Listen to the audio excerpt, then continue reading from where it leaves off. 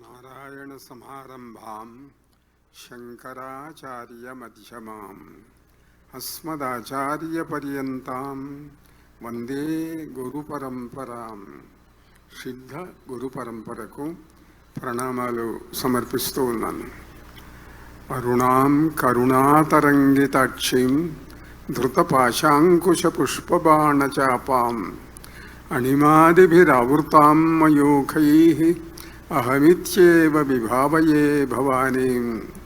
ఈనాడు లలితా సహస్రనామ పారాయణంతో కార్యక్రమం ప్రారంభమైంది.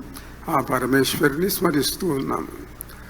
లంబోదరం పరమసుందరమేకదంతం రక్తాంతదీర్ఘనయనం తరళత్రినేత్రం విద్యుద్దివాకర కరోజ్వల కాంతికాంతం విఘ్నేశ్వరం పరమ విఘ్నహరం నమామి. విఘ్నేశ్వరుడు గణాధిపుడు అయినటువంటి గజముఖునకు నమస్కారాలు సమర్పిస్తూ ఉన్నాను. ఇవాళ వినాయకుని యొక్క కళ్యాణం జరిగింది వైభవోపేతంగా. ఈనాడు ఈ మహత్తరమైన కోటి ప్రత్యంగిర యజ్ఞ సందర్భంగా జరుగుతూ ఉన్నటువంటి కార్యక్రమాలలో దేవతలను సేవించటానికి, ప్రజారూపులైనటువంటి దేవతలను చూడటానికి ఈనాడు మంత్రివర్యులు పొన్నం ప్రభాకర్ గారు ఇచ్చేశారు. చాలా సంతోషం. అలానే జస్టిస్ శ్రీనివాస్ గారు, ప్రజాప్రతినిధి శ్రీనివాస్ గారు, ఇంకా అనేకులు ముఖ్యులు, ఇందాక పోలీస్ అధికారి పూర్ణచంద్రరావు గారు, అలానే రజనీ గారు ప్రజానాయకురాలు, వీళ్ళందరూ కూడా ఈ కార్యక్రమంలో పాల్గొనటం చాలా ఆనందకరమైనటువంటి విషయం. పరమేశ్వరుడు ప్రజాస్వరూపుడు. మీలో చాలామంది అందరూ కూడా ఏ కార్యక్రమం జరిగినా చిట్ట చివర మంత్రపుష్పం చదువుతారు. మంత్రపుష్పంలో చదివేటప్పుడు సహస్రశీర్షం దేవం విశ్వాక్షం విశ్వశంభువం అని చెప్తూ విశ్వం నారాయణం దేవం అక్షరం పరమం పదం అని చెప్తాం. అంటే ఈ పరమేశ్వరుడు వేల తలలు కలవాడు, వేల కన్నులు కలవాడు, వేల పాదములు కలవాడు అని వర్ణిస్తాము. ఆ మంత్రపుష్పం శివుడికో మంత్రపుష్పం, విష్ణువుకో మంత్రపుష్పం, వినాయకుడికో మంత్రపుష్పం, అమ్మవారికో మంత్రపుష్పం ఉండదు. అందరికీ ఒకటే. అంటే ఏ దేవుడిని చూపించినా వేల తలలు, వేల కన్నులు, వేల పాదములు కలవాడు అని చెబుతారు. ఇవాళ వినాయకుడి కళ్యాణం జరిగిందండి.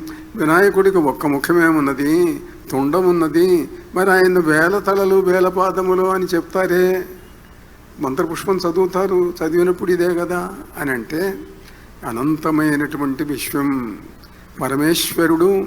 అన్ని దేవతల యొక్క స్వరూపం ఆయనే. సర్వాణి రూపాణి విచిత్య ధీర నామాని కృత్వా అభివదన్ యదాస్తే. అన్ని రూపములు ఆయనవే, అన్ని నామములు ఆయనవే. అందువల్ల ఎవరాయన అంటే విశ్వమేవ ఇదం పురుష. ఈ పురుషుడు విశ్వస్వరూపుడు. విశ్వస్వరూపుడు ఆయనంటే ప్రపంచస్వరూపుడు, ప్రజాస్వరూపుడు, లోకస్వరూపుడు. మీరు గుడికొచ్చి, యజ్ఞానికొచ్చి, దేవతలను సేవించి, స్మరించి వెళ్ళి నేర్చుకోవలసిందేమిటి ఇక్కడ అని అంటే, మీరు ఈ పరమేశ్వరుడు విశ్వస్వరూపుడు అని తెలుసుకోండి. విశ్వాన్ని సేవించాలి, పరమేశ్వరుణ్ణి సేవించి విశ్వమును సేవించడం నేర్చుకోండి అని చెప్తుంది మనకు మంత్రపుష్పం. ఇందాక ప్రజాసేవను గురించి చెప్తూ ప్రభాకర్ గారు అదే స్మరించారు, ప్రజాసేవ అని చెప్పి. అలానే జస్టిస్ శ్రీనివాస్ గారు కూడా ఈ రకంగా ప్రజలను సేవించటం మాధవ సేవ, అదే మానవ సేవ. ఇవాళ వినాయకుడి యొక్క కళ్యాణం జరిగింది. ఆది దంపతుల కళ్యాణం ఇది. ఆది దంపతుల కళ్యాణం. వినాయకుడికి భార్యలు సిద్ధి, బుద్ధి. సిద్ధి అనంటే లక్ష్మీదేవి, బుద్ధి అనంటే సరస్వతీదేవి. సరస్వతి, లక్ష్మి ఇద్దరూ కూడా వినాయకుడి యొక్క భార్యలు. వినాయకుడి భార్యలు అంటే అదేమిటండి, సరస్వతి బ్రహ్మదేవుడి భార్య, లక్ష్మీదేవి విష్ణుమూర్తి యొక్క భార్య. మరి వినాయకుడికి ఇద్దరూ కూడా సిద్ధి బుద్ధి రూపంలో ఎలా ఉన్నారు అని అంటే వినాయకుడు విష్ణువే. పోనీ విష్ణువే అన్నారు అనుకోండి, మీరు మీ ఇంట్లో పూజ చేయించుకుంటారు. పూజ చేయించుకునేటప్పుడు ఏ పురోహితుడు ఏ అర్చకుడు వచ్చినా మొట్టమొదట ఏమి శ్లోకం చదువుతాడు? ఇందాక రమేష్ శర్మ మా పీఠ పండితుడు చదివాడు. ఏమని చదివాడు ఆయన? శుక్లాంబరధరం విష్ణుం శశివర్ణం చతుర్భుజం ప్రసన్నవదనం ధ్యాయేత్ సర్వ విఘ్నోపశాంతయే అని చదివాడు. ప్రతి ఇంట్లో ఏ పూజ జరిగినా ఏ దేవాలయంలో జరిగినా ఈ శ్లోకం చదువుతారు. వినాయకుడి శ్లోకము అంటారు. అందులో వినాయకుడు ఎక్కడ ఉన్నాడు? శుక్లాంబరధరం, తెల్లటి గుడ్డలు కట్టుకున్నవాడు. విష్ణుమూర్తి ఆయన. శశివర్ణం, తెల్లగా ఉంటాడు. చతుర్భుజం, 4 భుజాలు ఉంటాయి. అటువంటి ప్రసన్నమైన ముఖం కలిగినటువంటి విష్ణుమూర్తిని ధ్యానిస్తున్నాను అని అంటే వినాయకుడి శ్లోకం అంటారేమిటండి అని కొంతమందికి సందేహం కలిగింది పూర్వకాలంలోనే, ఇవాళ కాదు. అంటే ఇది సత్యనారాయణ స్వామి యొక్క శ్లోకము అని కొంతమంది అన్నారు. ఎందుకంటే సత్యనారాయణ స్వామి తెల్లగా ఉంటాడు, వైకుంఠ నారాయణుడు నల్లగా ఉంటాడు. కాగా విష్ణువెవరు? విష్ణువే గణపతిగా వచ్చాడు అని చెప్పి మీకు పురాణాలలో చాలా విచిత్రమైనటువంటి విశేషాలు ఉంటాయి. ఇవాళ నేను ఒక మాట అన్నాను. ఇప్పుడు ఆది దంపతుల కళ్యాణం జరిగింది. ఆది దంపతులు అంటే పార్వతీ పరమేశ్వరులు ఆది దంపతులు, లక్ష్మీనారాయణులు ఆది దంపతులు, వినాయకుడును సిద్ధి బుద్ధి ఆది దంపతులు ఎట్లా అవుతారండి అంటే మనకు శంకరాచార్యుల వారు పంచాయతన పూజా విధానాన్ని చెప్పారు. మనకు పురాణాలలో శైవ, వైష్ణవ, శాక్తేయ, గాణాపత్య, సౌర పురాణాలు ఉన్నాయి. అందరిలోకి గొప్ప దేవుడెవరు అని అంటే కొంతమంది శైవులు శివుడు అన్నారు, వైష్ణవులు విష్ణువు అన్నారు, శాక్తేయులు అమ్మవారు అన్నారు. ఈ 3 ఇవాళ కూడా ప్రచారంలో ఉన్నాయి. కానీ గాణాపత్యం, సౌరం అనే మతాలు 2 ఉన్నాయి ఈ దేశంలో. గాణాపత్యం అంటే గణపతి ఆదిదేవుడు, సౌరం అంటే సూర్యుడు ఆదిదేవుడు అని చెప్పి ఇలా ఈ మతాలన్నీ కూడా ఉంటే శంకరాచార్యుల వారు అన్నారు, ఎవరు గొప్ప ఎవరు తక్కువ అని మీలో మీరు కొట్లాడుకోకండి. పూజా మందిరంలో మంటపం పెట్టుకోండి. అందులో 5 దేవతలను పెట్టండి. మీకు ఇష్టమైన దేవతను మధ్యలో పెట్టుకోండి, మిగిలినటువంటి వాళ్లను చుట్టూ పెట్టుకోండి. అలా పెట్టుకునేటట్లయితే అందరూ దేవతలు ఒకటే, మీ ఇష్టమైన దేవతను మీరు పూజించుకుంటారు. శైవులు శివుణ్ణి శివలింగాన్ని మధ్యలో పెట్టుకుంటారు, వైష్ణవులు సాలగ్రామాన్ని పెట్టుకుంటారు, అలానే మిగతావి కూడా. కనుక ఒక సంప్రదాయంలో, గాణాపత్య సంప్రదాయంలో శివుడు సంతానం లేక గణపతిని గురించి తపస్సు చేశాట. గణపతిని గురించి తపస్సు చేస్తే ఆ గణపతి ఆయనకు ప్రత్యక్షమై నేను నీకు సంతానంగా వస్తాను అని వరమిచ్చాడు. ఇవాళ మనకు తెలిసిన కథ ఏమిటి అని అంటే వినాయక చవితి నాడు చెప్పుకుంటాం, శివుడి పార్వతీ పరమేశ్వరులకు వినాయకుడు సంతానంగా వచ్చాడు అని చెప్పుకుంటాం. మనం గజముఖుడు ఎందుకు అయినాడు అని కథ చెప్పుకుంటాం. వినాయక చవితి కథ అంతా ఇప్పుడు ఇవాళ స్మరించవలసిన పనేం లేదు, అవసరం లేదు. కానీ ఒకటే ఏమిటి అని అంటే ఆదిదేవుడు వినాయకుడు అనేటువంటి మతం కూడా ఈ దేశంలో ఉన్నది. కనుక ఇవాళ ఇది ఆది దంపతుల కళ్యాణం అని అంటే దాంట్లో సందేహించవలసినటువంటి అవసరం ఏమీ కూడా లేదు. కాగా సిద్ధిరిత లక్ష్మీ స్తామరసహస్త, లక్ష్మీదేవి సిద్ధి అన్న పేరుతో వచ్చింది వినాయకుడి దగ్గరికి. అలానే బుద్ధి అంటే సరస్వతి. దీంట్లో ఒక రహస్యం ఉన్నది. మీలో చాలామంది పొద్దున్న లేవంగానే పాతకాలపు వాళ్ళు, సంప్రదాయం తెలిసిన వాళ్ళు కళ్ళు తెరవంగానే ఎవరిని చూడాలి? కళ్ళు తెరవంగానే ఎవరిని చూస్తారు? కొంతమంది తమ బెడ్రూమ్లో ఎదురుగా దేవుడి బొమ్మను పెట్టుకుంటారు. కళ్ళు తెరవంగానే దేవుడిని చూడాలి అని చెప్పి. అది అవకాశం ఉండొచ్చు, ఉండకపోవచ్చు. ప్రతి వ్యక్తి కూడా తన చెయ్యి తాను చూసుకోండి. అది అత్యంత ప్రాచీనమైన సంప్రదాయం. మీ కుడి చేతిని మీరు చూసుకోండి. ఏమిటి దాంట్లో? కరాగ్రే వసతే లక్ష్మీ. కరాగ్రమునందు చేతి యొక్క పైభాగమునందు చివర లక్ష్మీదేవి ఉంటుంది. కరమధ్యే సరస్వతి, కరమధ్యములో సరస్వతి ఉంటుంది. కరమూలేతు గోవింద, కరమూలమునందు గోవిందుడు ఉంటాడు. ప్రభాతే, ఈ ప్రభాత సమయంలో ఈ స్మరణ చెయ్యాలి కనుక కరాగ్రే వసతే లక్ష్మి, కరమధ్యే సరస్వతి, కరమూలేతు గోవింద, ప్రభాతే కరదర్శనం. కరాన్ని మీ చేతిని మీరు చూసుకోండి. అయితే ఇక్కడ సందేహం వచ్చింది. లక్ష్మీదేవిని చెప్పాడు, సరస్వతీదేవిని చెప్పాడు, గోవిందుడిని చెప్పాడు ఏమిటండి అనే సందేహం చాలామందికి కలిగింది. కలిగితే ఒక పెద్ద ఆయన, గౌరవనీయుడు, పీఠాధిపతి, ఆయన ఏం చేశాడనంటే, మనము లక్ష్మీ సరస్వతులతో పాటు గౌరీదేవిని కూడా స్మరిద్దాము అని గోవిందుడి బదులుగా కరమూలేతు గౌరీశ్యాత్ అన్నాడు. కరమూలమునందు గౌరీదేవిని స్మరిస్తాము అని అన్నాడు. మంచిదే, పెద్దవారు చెప్పారనుకోండి, గొప్పవారే. అయితే ఏమిటనంటే, వ్యాసుడు చెప్పిన శ్లోకాన్ని మార్చడానికి మనమెవరం? పురాణాలలో ఉన్నది ఇది. మరి ఎందుకున్నది అని అంటే, పూర్వకల్పంలో విష్ణువు సరస్వతి ఇద్దరు, సరస్వతి లక్ష్మి ఇద్దరూ కూడా విష్ణుమూర్తి భార్యలు.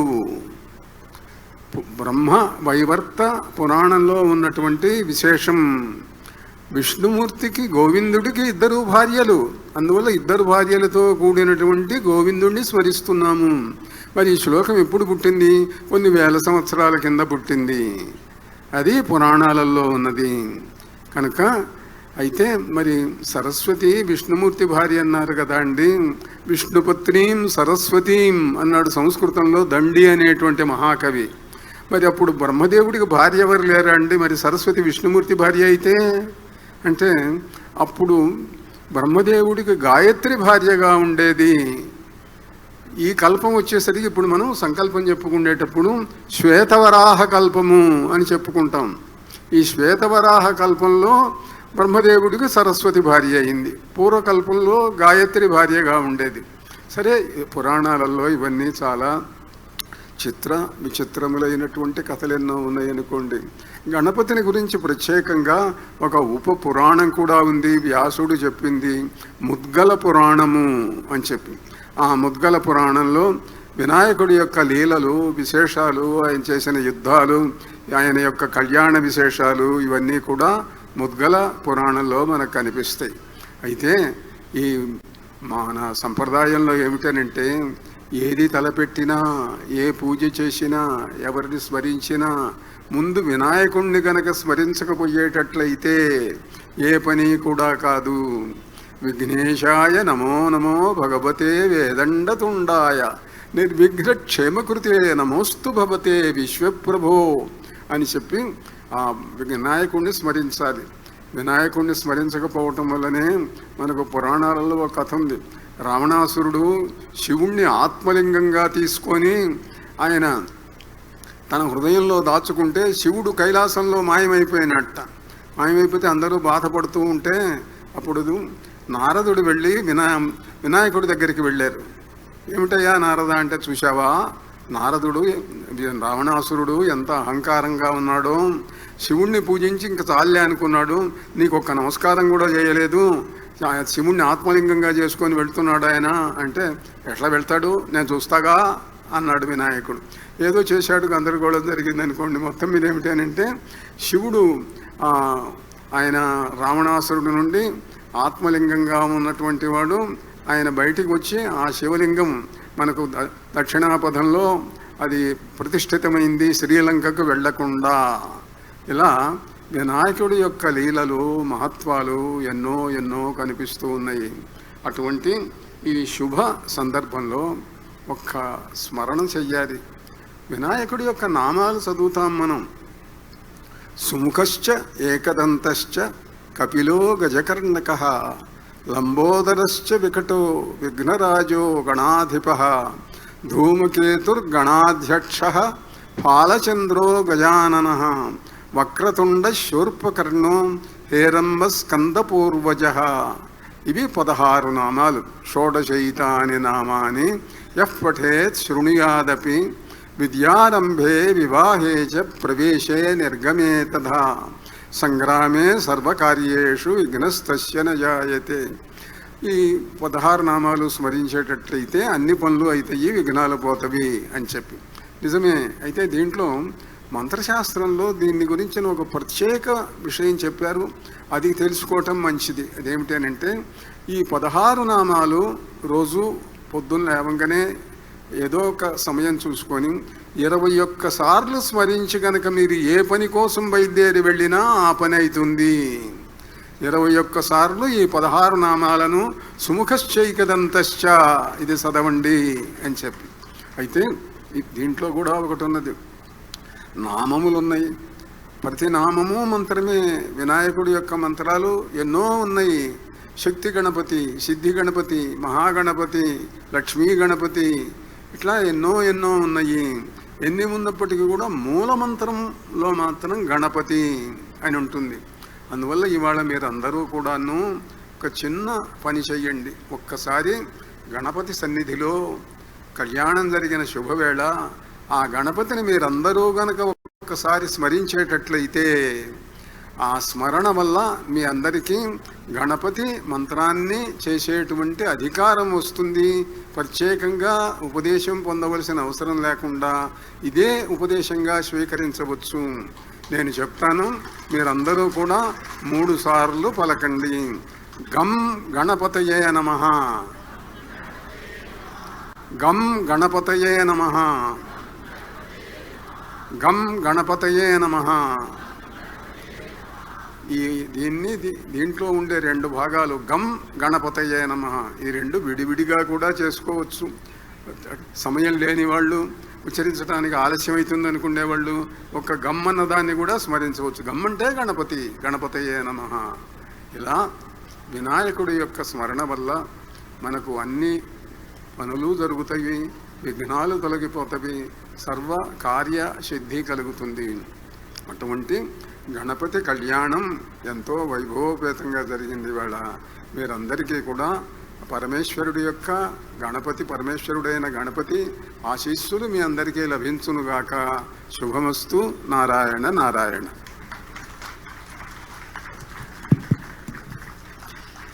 ఈరోజు మన అందరం